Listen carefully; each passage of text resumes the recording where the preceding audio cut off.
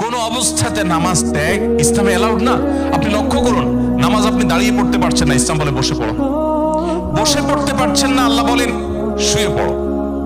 শুয়ে শুয়ে আপনি হাত চাপা নাড়াতে পারছেন না, ইসলাম আপনাকে নির্দেশ করছে মনে মনে তুমি নামাজ আদায় করো। আপনাকে ওযু করে নামাজ পড়তে হবে, ওযু করতে পারছেন না, ইসলাম বলে তুমি তায়াম্মুম করো। আপনি তায়াম্মুম করতে যদি অপারগ হন, তায়াম্মুমের ব্যবস্থা নাই, ওযুর ব্যবস্থা নাই, তাহলে যে অবস্থা আছেন সে অবস্থা আপনাকে নামাজ আদায় করতে হবে।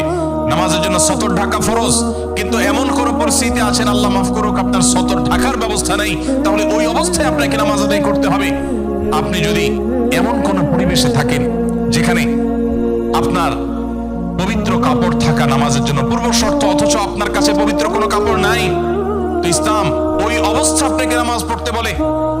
কেবলার দিকে ফিরে নামাজ পড়া ফরজ, কিন্তু কেবলা কোন দিকে আপনি জানেন না, জানার কোনো উপায় নাই, কাউকে জিজ্ঞেস করেও জানার ব্যবস্থা নাই, আপনার কম্পাসেরও সার্ভিস আপনার কাছে নাই, কোনোভাবে কেবলানের উপর আপনি করতে পারছেন না।